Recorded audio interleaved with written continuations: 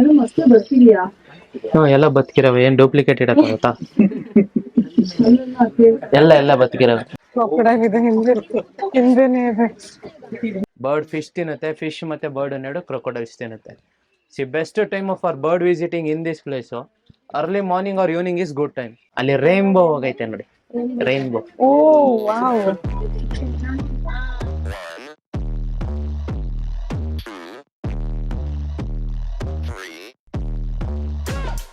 Let's get started.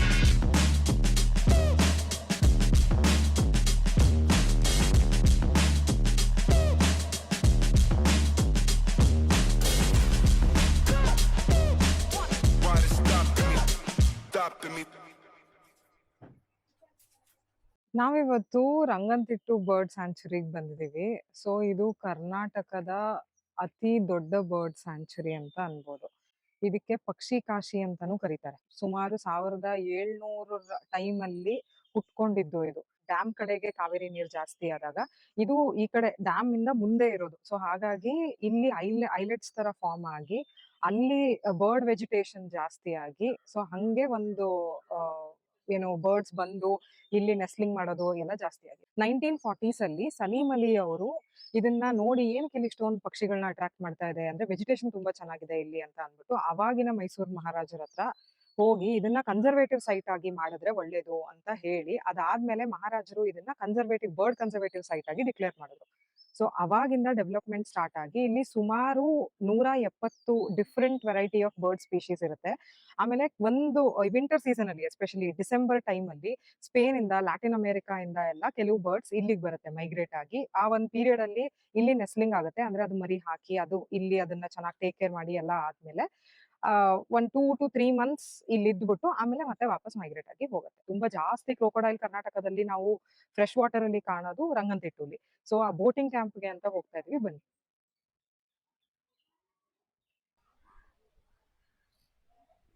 ಯಾವ್ಯಾವ birds ಇಲ್ಲಿ ಬರುತ್ತೆ ಇಲ್ಲಿದೆ ಅಂತ ಅನ್ನೋದು ಹಾಕಿದ್ದಾರೆ ಇಲ್ಲಿ. ಫೈಡ್ ಕಿಂಗ್ ಫಿಶರ್, ಆಮೇಲೆ ಇಲ್ಲಿ ಪೇಂಟೆಡ್ ಸ್ಟಾಕ್, ಬೋಟಿಂಗ್.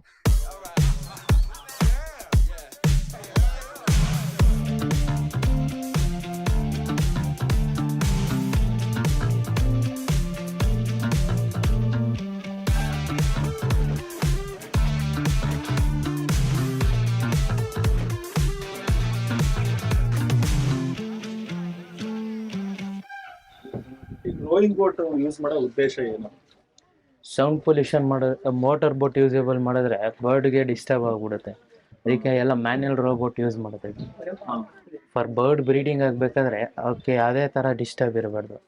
ಸಮ್ಟೈಮ್ಸ್ ಕ್ರೊಕೊಡೈಲ್ಸ್ಗಳು ಅಂಡರ್ ಬೋಟ್ ಕೆಳಗಡೆ ವಾಟರ್ ಒಳಗೆ ಹೋಗ್ಬೇಕಾದ್ರೆ ಸಮ್ ಬ್ಲೇಡ್ ಹೊಡೆದಾಗ ಸ್ಪಾಯ್ಲ್ ಆಗ್ಬಿಡುತ್ತೆ. ಹಂಗಾಗಿ ಅವೆಲ್ಲ ಯೂಸೇಬಲ್ ಮಾಡೋಂಗಿಲ್ಲ.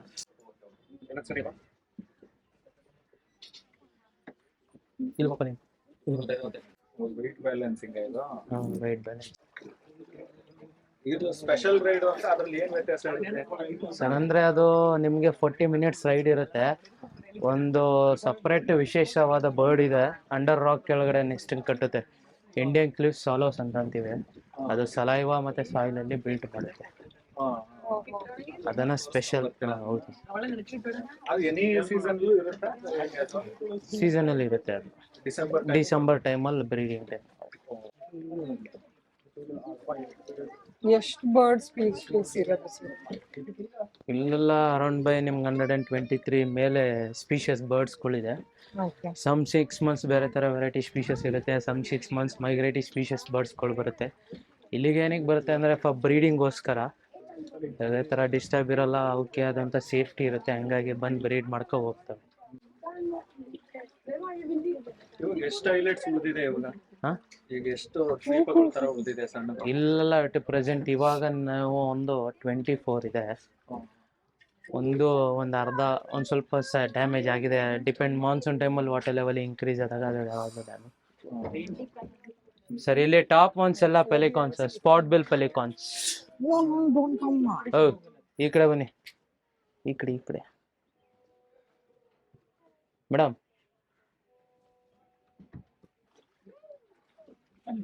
ಸರ್ ಇಲ್ಲಿ ವೈಟ್ ಆ್ಯಂಡ್ ಆರೆಂಜ್ ಒಂದು ಕೂತಿದೆ ನೋಡಿ, ಅದು ಕ್ಯಾಟಲ್ ಎ ಗ್ರೇಡ್ ಸರ್. ಅದು ಕ್ಯಾಟಲ್ ಈಗ್ರೆಟ್. ಕ್ಯಾಟೈಲ್ ಕ್ಯಾಟಲ್ ಈಗ್ರೆಟ್. ಕ್ಯಾಟಲ್ ಈಗ್ರೆಟ್.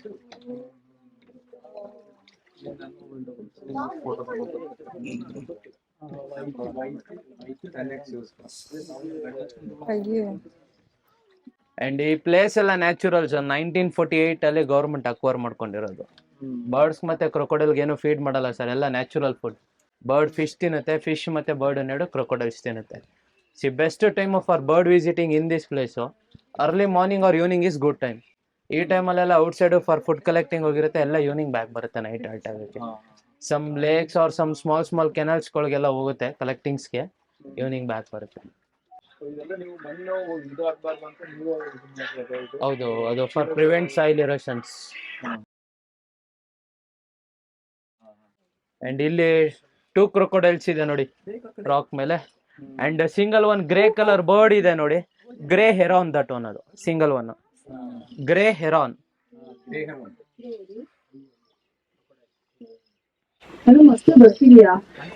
ಎಲ್ಲ ಬದುಕಿರವೆ, ಏನ್ ಡೂಪ್ಲಿಕೇಟ್ ಇಡಕ್ಕಾಗುತ್ತಾ? ಎಲ್ಲ ಬದುಕಿರವೆ. ಅಲ್ಲೂ ಮನಗಿದೆ ನೋಡಿ, ಅಲ್ಲೂ ಮನಗಿದೆ ನೋಡಿ, ಸ್ಟ್ರೈಟ್ ಅಮ್ಮ ಅಲ್ಲಿ ಮನಗಿದೆ ನೋಡಿ. ಹಂಗೆ ಬಂಡೆ ಮೇಲೆ ಮಲಗಿರುತ್ತೆ ಯಾವಾಗ? 3 to 4 hours ಮನಗಿರುತ್ತೆ. ಇದೇನು ಅಂದ್ರೆ ಮಾಂಸ ಏನು ಫೀಡ್ ಮಾಡಲ್ಲ, ಅದು ಬೇರೆ ಕಡೆ ಎಲ್ಲ ಸೂಲ್ ಫೀಡ್ ಮಾಡ್ತಾರಲ್ಲ ಹಂಗೆ. ಇದು ಅವ್ನು ಮೀನುಗಳು ತಿನ್ಕೋಬೇಕು, ಬದುಕ್ಬೇಕು ಆತರ. ಅದೇ ತರ. ಮತ್ತೆ ಹಿಂಗ್ ಬೋಟಿಂಗ್ ಬಂದಾಗ ಯಾವಾಗ್ಲೂ ಅನ್ಸತ್ತೇನೋ ಹಿಂಗ್ ಅಟ್ಯಾಕ್ ಆಗೋದು ಆತರ ಎಲ್ಲ ಏನು ಆಗಿಲ್ಲ? ಯಾವ್ದೇ ತರ ಇನ್ಸಿಡೆಂಟ್ ಆಗಿದೆ.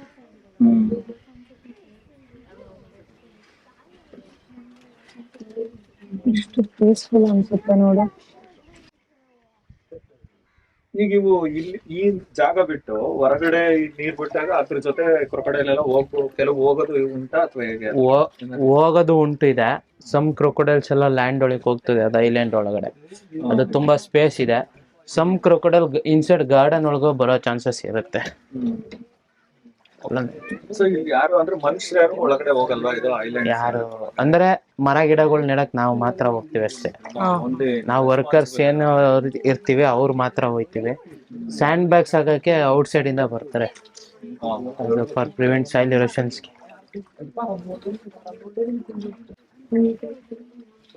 ಎಷ್ಟು ಐಲಟ್ಸ್ ಆಗಿರೋದು ಸರ್ ಇಲ್ಲಿ ಇರೋದು? 11 ಐಲ್ಯಾಂಡ್ ನ್ಯಾಚುರಲ್ ಇದೆ, 14 ಐಲ್ಯಾಂಡ್ ಮ್ಯಾನ್ ಮೇಡ್ ಇದೆ. ಮ್ಯಾನ್ ಮೇಡು ಇದೆ. ಓಕೆ. ಇದು ಡ್ಯಾಮ್ ಇಂದ ಮುಂದೆ ಇರೋದ್ರಿಂದ ಅಲ್ಲಿ ನೀರ್ ಜಾಸ್ತಿ ಬಿಟ್ಟಾಗ ಇಲ್ಲಿ ಹೆವಿ ಆಗಿ ಫ್ಲಡ್ಡಿಂಗ್ ಆಗುತ್ತೆ. ತುಂಬಾ ಆಗುತ್ತೆ. ತುಂಬಾ ವಾಟರ್ ಲೆವೆಲ್ ಇನ್ಕ್ರೀಸ್ ಇರುತ್ತೆ. ಎವ್ರಿ ಇಯರ್ ಐಲ್ಯಾಂಡ್ ಎಸ್ಟಾಬ್ಲಿಷ್ ಇರುತ್ತೆ. ನೋಡಿ ಇಲ್ಲೆಲ್ಲ ಬ್ಯಾಟ್ಸ್ ಇದೆ ನೋಡಿ, ಫ್ರೂಟ್ ಬ್ಯಾಟ್ಸ್ ಅವೆಲ್ಲ. Fruit bats? ಬೌಲಕ್ಕಿ. ಅಲ್ಲಿ ನೀವು ಇದ್ ನೋಡ್ತಾ ಇದೀರಾ, ಅಲ್ಲಿ ಆಪೋಸಿಟ್ ನೋಡಿ, ಅಲ್ಲಿ ಮೇಲ್ಗಡೆ ಇದೆ ನೋಡಿ ಹ್ಯಾಂಗಿಂಗ್. ಹೌದೌದು, ಎನಿ ಟೈಮ್ ಫ್ಲೈಯಿಂಗ್ ಆಗ್ತಾ ಇರ್ತವೆ. ಬೆಳಗ್ಗೆನೂ ಆಗ್ತವೆ, ಸಂಜೆ ಹೊತ್ತು. ಹೌದು.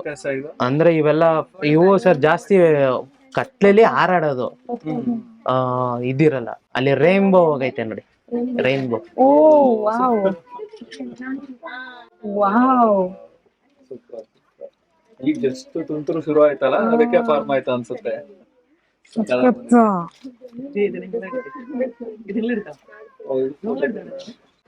ಬಿಫೋರ್ ಒಂದು ವೀಕ್ ಇಂದ ಇವತ್ತೇ ಕ್ರೊಕೊಡೈಲ್ಸ್ ಆಲ್ಮೋಸ್ಟ್ ಎಲ್ಲ ರಾಕ್ ಮೇಲೆ ಬಂದು ಮನಿಕೋತಾ ಇರೋದು.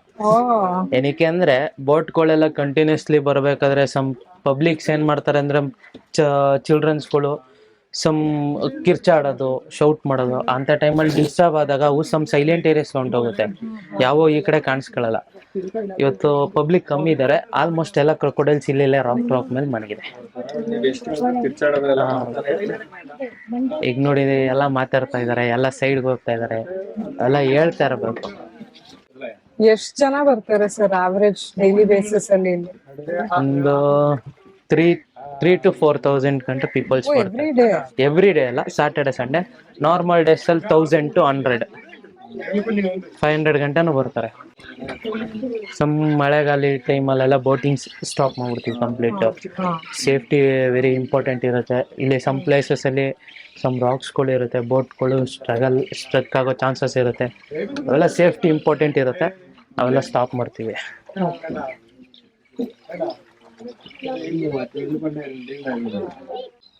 ಇಷ್ಟು ಸೀಯಲ್ಲೆಲ್ಲ ಎಷ್ಟು ಚೆನ್ನಾಗಿ ಗೂಡ್ ಕಟ್ಕೊಂಡು ಅದ್ರದ್ರದ್ದೇ ಮನೇಲಿ ಇದ್ದಂಗೆ ಅಲ್ಲಿ ನೋಡಲ್ಲೆಲ್ಲ ದೊಡ್ಡ ಇಲ್ಲಿ ಈ ಮರಕ್ಕೆಲ್ಲ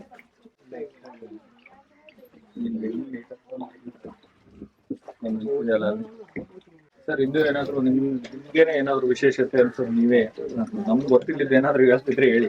ಇಲ್ಲಿ ನಮ್ಮ ಪ್ಲೇಸ್ಗೆ ನಾವು ಎಕೋ ಸೆನ್ಸಿಟಿ ಅಂದರೆ ಇದು ಹೇಳ್ತೀನಿ ನೋಡಿ. ಈಗ ಇಲ್ಲೆಲ್ಲ ಪ್ಲೇಸ್ಗೆ ಯಾವುದೇ ಥರ ಹ್ಯೂಮನ್ಸ್ಗಳು ಅಂಟು ಮಾಡಬಾರ್ದು, ತೊಂದರೆ ಕೊಡಬಾರ್ದು. ಈ ಪಬ್ಲಿಕ್ಕು ಈ ಥರ ಬಂದು ಯಾವುದೇ ಥರ ಪಕ್ಷಿಗಳು ಏನೇ ಡೈನಮೋ ಹಾಕೋದು ಯಾವುದೇ ಥರ ಇರಬಾರ್ದು. ಮತ್ತೆ ನೆಟ್ವರ್ಕ್ ಇಶ್ಯೂ ಇರಬಾರ್ದು ಇಲ್ಲೆಲ್ಲ. ಇದೆ ಹಿಂದೆನೇ ಇದೆ. ಏನು ಹೇಳಕ್ಕೆ ಇಷ್ಟಪಡ್ತೀನಿ ಅಂದರೆ ಮನೆ ತಾವು ಮರ ಗಿಡಗಳು ಬೆಳೆಸ್ಬೇಕು, ಪ್ರಾಣಿ ಪಕ್ಷಿನ ಉಳಿಸ್ಬೇಕು ಯಾವತ್ತು ಜೀವನದಲ್ಲಿ. Oh my God.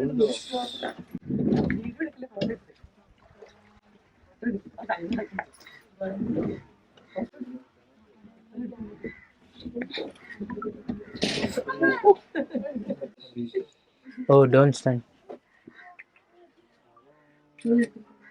ಬಾಲಕ್ಕೇನೋ ಡ್ಯಾಮೇಜ್ ಆದಂಗೆ ಅದು ಕ್ರೊಕೊಡೈಲ್ ಮಾಡ್ಕೊಂಡಿರ್ತವೆ. ಜಗಳ ಮಾಡ್ಕೊಂಡು ನೈಟ್ ಎಲ್ಲ ನೀರಲ್ಲೇ ಇರುತ್ತೆ. ಯಾವುದೇ ಥರ ತೊಂದರೆ ಕೊಡ್ಲಿಲ್ಲ ಅಂದ್ರೆ 4 ಅವರ್ ಗಂಟೆ ಮಲ್ಕೋತವೆ. ತೊಂದರೆ ಕೊಡ್ತು ಅಂದ್ರೆ ಅವು ಪಡ್ಕೊಂಡ್ ಹೋಗ್ತವೆ. ಸತ್ತೋಗಿರೋ ಬರ್ಡ್ಗಳನ್ನ ತಿನ್ಕೊಡುತ್ತೆ ಅಥವಾ ಬದುಕಿರೋನು ಇಟ್ಕೊಳ್ತಾ ಇದೆ? ಬದುಕಿರೋನು ಇರುತ್ತೆ. ಸಮ್ ಟೈಮಲ್ಲಿ ಮರಿಗಳು ಫೀಡಿಂಗ್ ಮಾಡ್ಬೇಕಾದ್ರೆ ಸಡನ್ ಆಗಿ ಡ್ರಾಪ್ ಔಟ್ ಆಗಿದ್ದಾದ್ರೆ ಅಟ್ಯಾಕ್ ಮಾಡ್ಕೊ ತಿನ್ಕೊಳ್ಳುತ್ತೆ. ಬಾಡಿ ವಾಶ್ ಮಾಡ್ಕೊತಾ ಇರ್ತಾವಲ್ಲ ಅಂಥ ಟೈಮಲ್ಲೂ ಬಂದು ಅಂಟಿಂಗ್ ಮಾಡಿಬಿಡ್ತವೆ. ಮತ್ತು ಇನ್ನೊಂದೇನಪ್ಪ ಅಂದರೆ ತುಂಬ ಫಿಶಸ್ ಇದೆ. 5 to 10 ಕಿಲೋ ಇದೆ ಒಂದೊಂದು fish weight. 5 to 10 kilo natural food for ಕ್ರೊಕೊಡೈಲ್ಸ್ಗೆ. ಅದಕ್ಕೆ ಆದಂಥ ಸಫಿಷಿಯಂಟ್ ಫುಡ್ಗಳಿದೆ ಇಲ್ಲಿ. ಅದಕ್ಕೇನು ಬೇರೆ ಎಕ್ಸ್ಟ್ರಾ ಫುಡ್ ಏನು ಬೇಡ. ಬೇರೆ ರೆಗ್ಯುಲರ್ ಫಿಶಿಂಗ್ ಅಂತೂ ಇಲ್ಲ, ಅಲೋಡ್ ಇಲ್ಲ ಯಾರಿಗೂ ಔಟ್ ಸೈಡಿಂದ ಅಲೋಡ್ ಇಲ್ಲ. 5 to 10 kilos ಅಂದ್ರೆ ಒಳ್ಳೆ ಸೈಜ್ ಫಿಶ್. ಈಗ ನೋಡಿ ಮಳೆ ಬಂತಲ್ಲ, ಈ ಟೈಮಲ್ಲೆಲ್ಲ ಬೋಟಿಂಗ್ ಸ್ಟಾಪ್ ಮಾಡ್ಬಿಡ್ತೀವಿ. ಎಷ್ಟು ಕುಂತ್ರು ಮಳೆ ಬಂದ್ರೆ ನಿಲ್ಸ್ಬಿಡ್ತೀರಾ? ಈ ಉಟ್ಕೊಳ್ಳಿ ಇರುತ್ತಲ್ಲ, ತ್ಯಾವ ಆಯ್ತಾ ರೋ ಮಾಡಕ್ ಎಳೆಯಕ್ಕಾಗಲ್ಲ. Okay okay. ಸ್ಲಿಪ್ ಆಗುತ್ತೆ.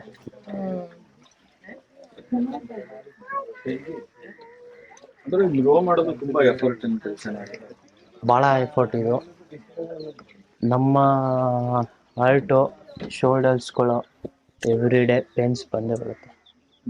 ನಾವು ಎಳಿತೀವಲ್ಲ ಅಂದರೆ ಸ್ಟೊಮಗಿನ ಕೆಳಗಡೆಗೆ ಎಲ್ಲೂ ನಮ್ಗೆ ಯೂಸೇಬಲ್ ಏನೂ ಇದಿರಲ್ಲ. ಎಕ್ಸಸೈಸು ಮೇಲೆ ಇರುತ್ತೆ ಎಕ್ಸಸೈಸು, ಹಂಗಾಗಿ ಬಾಡಿಗೆ ಮೇನ್ ಎಫೆಕ್ಟ್ ಬೀಳುತ್ತೆ ಇದು ಹಾರ್ಟ್ಗೆ. ಎಷ್ಟು ರೌಂಡ್ ಹೋಗ್ತೀರಾ ಸರ್ ಡೈಲಿ? ಸೊ ಪಬ್ಲಿಕ್ ಬಂದರೆ ಒಂದು ಪರ್ ಡೇಗೆ ಒಂದು 13 ರೌಂಡ್ಸ್ ಗಂಟ ಹೋಗ್ತೀವಿ. 10 to 13 ಅಷ್ಟೇ. ಪಬ್ಲಿಕ್ ಯಾರೋ ಬರಲಿಲ್ಲ ಅಂತಂದರೆ ಒಂದು ಪರ್ ಡೇಗೆ 3 to 4 ರೌಂಡ್ಸ್ ಆಗುತ್ತೆ ಅಷ್ಟೇ.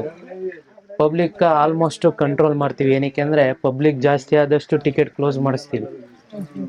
ಪಬ್ಲಿಕ್ ಖಾಲಿ ಮಾಡೋಕ್ಕಾಗಲ್ಲ. ಆಮೇಲೆ ಈವ್ನಿಂಗ್ ಆಯ್ತಾ ಪಕ್ಷಿ ಬರೋ ಟೈಮಲ್ಲಿ ಬೋಟ್ ತಗೋಗಂಗಿಲ್ಲ. ಏನಕ್ಕೆ ಅಂದರೆ ಅವಕ್ಕೆ ಡಿಸ್ಟರ್ಬ್ ಆಗೋದ್ರೆ ಕೂತ್ಕೊಳ್ಳಲ್ಲ. ರಾಕ್ ಅದು. ಇದು ರಾಕಾ? ನಾವು ಹೋಗ್ತಾ ಇದೀವಲ್ಲ ಅದಕ್ಕೆ ಅದು ಹೋಗ್ತಿರೋ ತರ relative motion. And walkable garden ಅಲ್ಲೂ ಅಷ್ಟೇ ಸಮ್ ಸ್ಮಾಲ್ ವೆರೈಟಿ ಸ್ಪೀಷಸ್ ಬರ್ಡ್ಸ್ ಗಳಿದೆ. ಮರದ ಕೆಳಗೆ ಹೋಗ್ತಾ ಇದೆ ಒಂದು. ಮತ್ತೆ ಗಾರ್ಡನ್ ಅಲ್ಲೂ ಅಷ್ಟೇ ವಾಕಬಲ್ ಹೋದ್ರೆ ಸಮ್ ಸ್ಮಾಲ್ ವೆರೈಟಿ ಸ್ಪೀಷಸ್ ಬರ್ಡ್ಸ್ ಗಳಿರುತ್ತೆ. ಮತ್ತೆ ವ್ಯೂ ಪಾಯಿಂಟ್ಸ್ ಗಳಿರುತ್ತೆ. ಗ್ಲಾಸ್ ಬ್ರಿಡ್ಜ್ ಇದೆ, ಹ್ಯಾಂಗಿಂಗ್ ಬ್ರಿಡ್ಜ್ ಇದೆ, ವಾಚ್ ಟವರ್ಸ್ ಗಳಿದೆ. ತುಂಬಾ ಫಿಶಸ್ ನೋಡ್ತೀನಿ ಅಂದ್ರೆ ಇಲ್ಲಿ ಬೋಟಿಂಗ್ ಸ್ಟ್ಯಾಂಡ್ ಅಲ್ಲಿ ನಿಮ್ಗೆ ಅಲ್ಲಿ ಫಿಶಸ್ ಗಳಿರುತ್ತೆ ನೋಡ್ಬೋದು.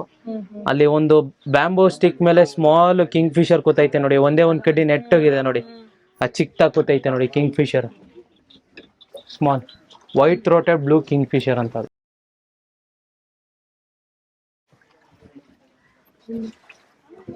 ಎಷ್ಟು ಚಿಕ್ಕದು. It's too small. It's very small. ಅಲ್ಲಿದ್ಯಾ ಕಿಂಗ್ ಫಿಶರ್ ಬಾಟ್ಲ್ ಮೇಲೆ ಇರುತ್ತೆ ಕಿಂಗ್ ಫಿಶರ್. ಅದು ನಿಮ್ಗೆ ಅದು ಫೋಕಸ್ ಆಗಲ್ಲ. ಗಾರ್ಡನ್ ಅಲ್ಲಿ ಹೋದ್ರೆ ನಿಮ್ಗೆ ಸಿಗುತ್ತೆ. ಪಾಂಡ್ಗಳು ಇರುತ್ತೆ. ಆ ಪಾಂಡಲ್ಲೆಲ್ಲ ಆಕ್ಟಿವಿಟೀಸ್ ಇರುತ್ತೆ. ಅವು ಒಂದು ಸೈಡ್ ಮೇನ್ ಇರೋದೇ ಬೋಟಿಂಗ್ ಅಲ್ವಾ? ಮೇನ್ ಬಂದ್ರೆ ರಂಗನತಿಟ್ಟಿಗೆ ಮೇನೇ ಬೋಟಿಂಗು ಸರ್. ಮೇನ್ ಬೋಟಿಂಗ್ ಅಲ್ಲಿ ಅಟ್ರಾಕ್ಷನ್ ಇರೋಷ್ಟು ಗಾರ್ಡನ್ಸ್ ಅಲ್ಲಿ ಇರಲ್ಲ. Okay sir, thank you very much. Welcome explain ಮಾಡಿದ್ದೀರಾ. ವೆಲ್ಕಮ್.